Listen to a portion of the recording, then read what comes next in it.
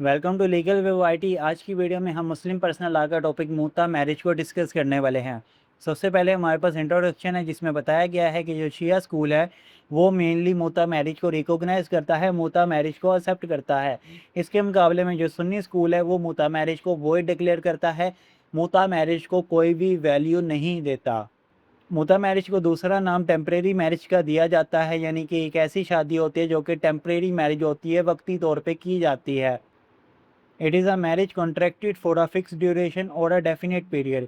यानी कि जो मुता मैरिज है टेम्परेरी मैरिज इसीलिए है क्योंकि इसको किया जाता है एक फ़िक्स ड्यूरेशन के लिए या डेफिनेट पीरियड के लिए। इसमें जो है वो पीरियड जो है शादी का पहले ही डिसाइड हो जाता है कि हमारी शादी जो है वो अगले 2 माह तक बरकरार रहेगी या अगले 3 माह तक बरकरार रहेगी।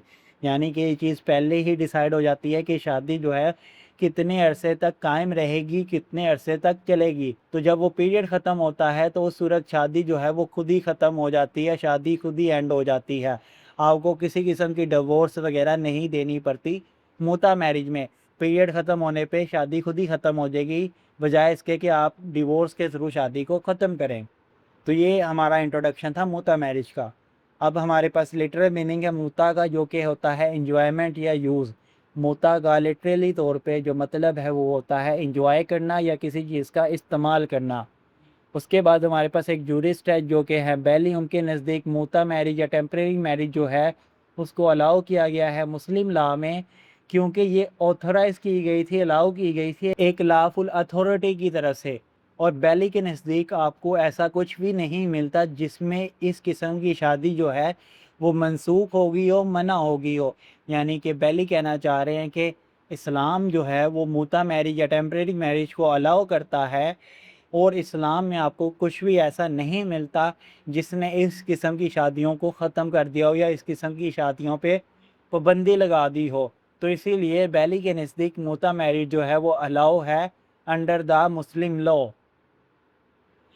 अब जो पार्टीज़ हैं हमारे पास मुता मैरिज में वो 2 पार्टीज़ होती हैं, एक मुता हस्बैंड होता है और दूसरा हमारे पास मुता वाइफ होती हैं।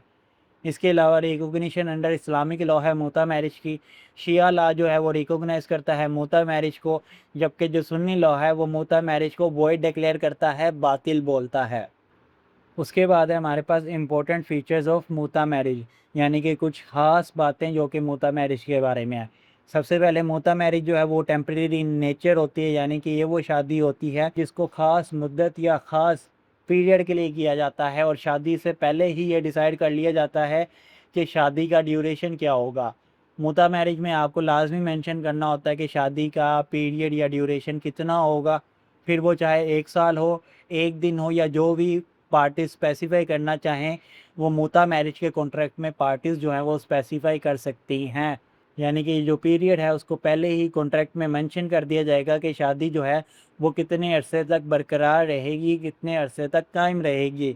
इसके अलावा मुता में तमाम वैलिड मैरिज के जो एसेंशियल्स हैं उनको फुलफ़िल किया जाएगा, जैसे कि ऑफ़र एंड एक्सेप्टेंस होगी, फ्री कंसेंट होगी, वन सिटिंग होगी, और इसके अलावा जो भी एसेंशियल एलिमेंट्स हैं वैलिड मैरिज के लिए उसको फुलफ़िल किया जाएगा मुता मैरिज में।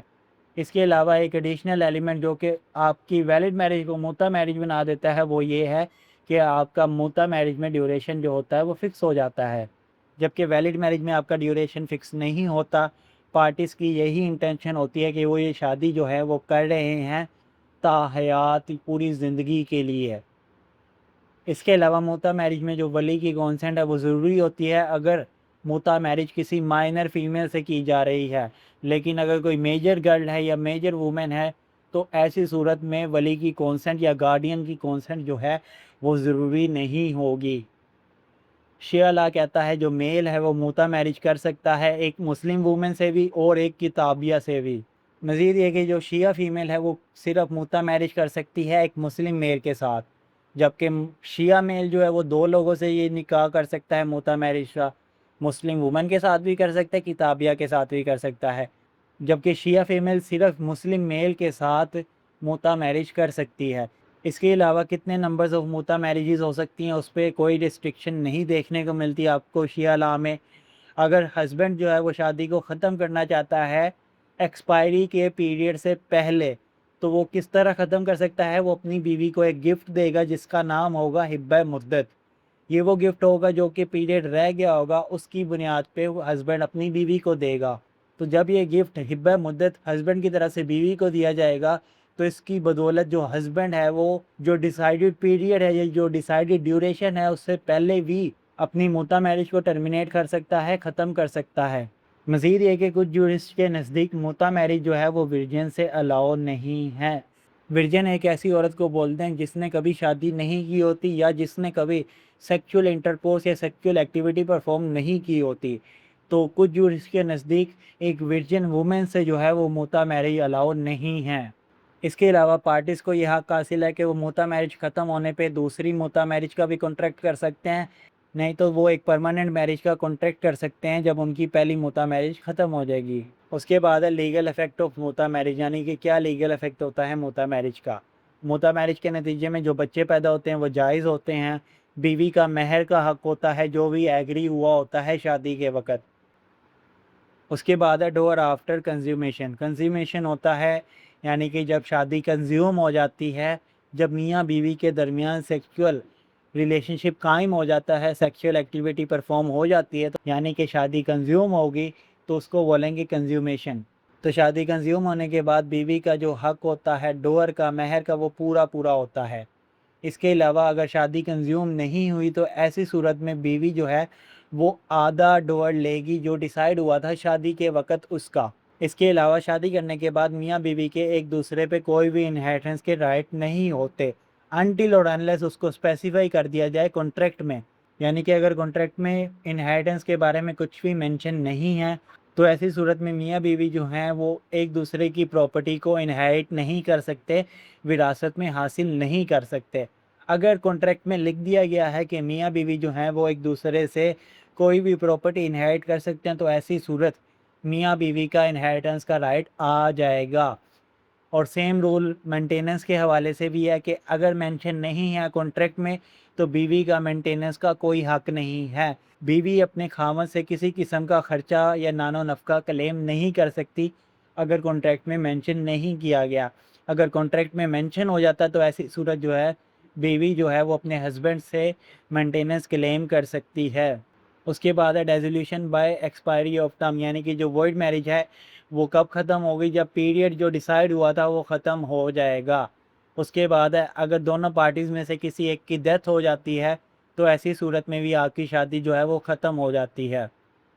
इसके अलावा ऑब्लिगेशन टू ऑब्ज़र्व इद्दत है, यानी कि बीवी जो है शादी ख़त्म होने के बाद इद्दत का पीरियड पूरा करेगी जो भी इस्लाम ने बताया है।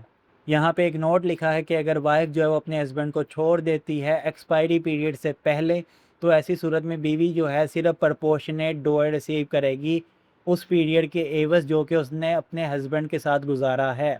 यानी कि शादी के वक़्त जो टाइम डिसाइड हुआ था, बीवी ने उस डिसाइडेड टाइम से पहले ही अपने हस्बैंड से अलहदगी ले ली है, अपने हस्बैंड को छोड़ दिया है, तो ऐसी सूरत में बीवी जो है उस टाइम के मुताबिक डोर लेगी जो कि उसने अपने हस्बैंड के साथ गुजारा है। उसके बाद हमारे पास modes of डेज़ोल्यूशन of muta marriage है, यानी कि मुता मैरिज को किस तरह ख़त्म किया जा सकता है या किस तरह मुता मैरिज जो है वो ख़त्म हो सकती है। सबसे पहले एक्सपायरी ऑफ फिक्स टर्म, यानी कि जो टाइम डिसाइड हुआ था वो ख़त्म हो गया, उसकी वजह से जो मुता मैरिज है वो ख़त्म हो जाती है। इसके अलावा डेथ ऑफ आइदर स्पाउस, यानी कि मियाँ बीवी में से अगर कोई एक भी मर जाता है तो मुता मैरिज जो है वो ख़त्म हो जाती है, टर्मिनेट हो जाती है। मज़ीद ये कि अगर खामन जो है वो अपनी बीवी को हिब्बा मुद्दत दे दे तो उसके थ्रू भी मुता मैरिज ख़त्म हो जाती है।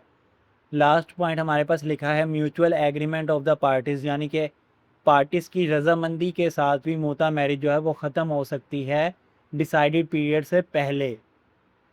यानी जो पीरियड डिसाइड हुआ था अगर उससे पहले पार्टीज़ जो हैं यानी कि मियाँ बीवी एग्री कर लेते हैं कि हम मुता मैरिज को ख़त्म करना चाह रहे हैं, तो ऐसी सूरत भी मुता मैरिज ख़त्म हो जाएगी। उसके बाद नीचे हमारे पास है place of muta marriage in the classification of marriage, जिसमें बताया गया है क्लासिफिकेशन ऑफ मैरिज क्या है और मुता मैरिज किस जगह लाया करती है। मैरिज जो है वो दो किस्म की हो सकती है, आपकी परमानेंट मैरिज हो सकती है और दूसरी तरफ आपकी टेम्परेरी मैरिज हो सकती है। तो ये जो आपकी परमानेंट मैरिज है इसको फर्दर 3 हिस्सों में डिवाइड किया गया है, वैलिड मैरिज, वॉइड मैरिज और इर्रेगुलर मैरिज। जबकि टेम्परेरी मैरिज जो है उसको एक सब कैटेगरी या एक सब हेड में डिवाइड किया गया है जो कि है मुता मैरिज। और यही टॉपिक है हमारा आज का जिससे हम डील कर रहे हैं। मुता मैरिज को सिर्फ शिया स्कूल में रिकॉग्नाइज़ किया जाता है, जबकि सुन्नी स्कूल जो है वो इसको वॉइड कंसीडर करता है, वॉइड डिक्लेयर करता है। तो ये पोजीशन है मुता मैरिज की इन द क्लासिफिकेशन ऑफ मैरिज। तो हम ये बात कह सकते हैं कि मुता मैरिज जो है एक काइंड है या टाइप है मैरिज की। उसके बाद हमारे पास मुता मैरिज का कंपैरिजन है रेगुलर निकाह के साथ या एक वैलिड निकाह के साथ। मुता मैरिज जो है वो टेम्परेरी इन नेचर होती है, यानी कि इसका जो पीरियड होता है वो वक्ती होता है, जबकि वैलिड निकाह या रेगुलर निकाह जो है वो परमानेंट इन नेचर होता है। जब रेगुलर निकाह को किया जाता है उसमें जो पार्टीज़ की नीयत होती है, जो इंटेंशन होती है वो यही होती है कि जो निकाह है उनका वो ताहयात चलेगा, पूरी ज़िंदगी चलेगा। मुता मैरिज को सिर्फ शिया स्कूल में रिकॉग्नाइज़ किया जाता है, जबकि रेगुलर निकाह को शिया सुन्नी दोनों स्कूल्स जो हैं वो रिकॉग्नाइज़ करते हैं। मुता मैरिज में आपका जो ड्यूरेशन है वो फ़िक्स होगा और ये एक एसेंशियल एलिमेंट है मुता मैरिज का, जबकि रेगुलर निकाह में आपको कोई फ़िक्स ड्यूरेशन नहीं देखने को मिलता। मुता मैरिज जो है वो खुद ही ख़त्म हो जाती है जब डिसाइडेड पीरियड जो है वो ख़त्म होता है। रेगुलर निकाह को ख़त्म करने के लिए आपको प्रॉपर डेज़ोल्यूशन ऑफ मैरिज के प्रोसीजर को फ़ॉलो करने की ज़रूरत है। मुता मैरिज में आपका जनरली कोई इनहेरिटेंस का राइट नहीं होता, जबकि रेगुलर निकाह में आपका इनहेरिटेंस का राइट जो है वो आ जाता है। मुता मैरिज में इनहेरिटेंस का राइट कब आता है? जब उसको कॉन्ट्रैक्ट में मेंशन कर दिया जाए, अदरवाइज़ मुता मैरिज में इनहेरिटेंस का राइट नहीं होता। रेगुलर निकाह में आपका इनहेरिटेंस का राइट होता ही होता है। लास्ट में हमारे पास कंक्लूजन है जिसमें बताया गया है मुता मैरिज एक टेम्परेरी फॉर्म ऑफ मैरिज है जिसको रिकॉग्नाइज़ किया जाता है शिया लॉ में। मुता मैरिज एक ऐसा कॉन्ट्रैक्ट होता है जिसमें जो पीरियड होता है वो डिफ़ाइन होता है और इसकी बेस पे एक लॉफुल रिलेशनशिप कायम होता है उस पीरियड के लिए जो कि डिसाइड हुआ है मियाँ बीवी के दरमियान। मज़ीद ये कि जो बच्चे पैदा होते हैं वो जायज़ होते हैं और बीवी का डोवर का इसमें कोई हक़ नहीं होता। मुता मैरिज जो है वो फ़र्क रखती है परमानेंट निकाह से, क्योंकि ये खुद ब खुद ही ख़त्म हो जाती है जब भी पीरियड वगैरह जो डिसाइड हुआ था वो ख़त्म होता है। और मुता मैरिज परमानेंट निकाह से इसीलिए भी फ़र्क रखती है क्योंकि मुता मैरिज में जनरली कोई भी इनहेरिटेंस का राइट नहीं होता मियाँ बीवी के दरमियान। तो आज की वीडियो को मैं यहीं पे ख़त्म करता हूँ। आप मुझे नीचे कमेंट सेक्शन में बताएं आपको ये वीडियो कैसी लगी। अगर आपको वीडियो में कहीं भी कुछ भी समझ नहीं लगती तो आप मेरे से नीचे कमेंट सेक्शन में पूछ सकते हैं। जाने से पहले वीडियो को लाइक कर दें, चैनल को सब्सक्राइब कर दें। तो मैं मिलता हूँ अब आपको एक नई वीडियो के साथ, तब तक के लिए अल्लाह हाफिज़।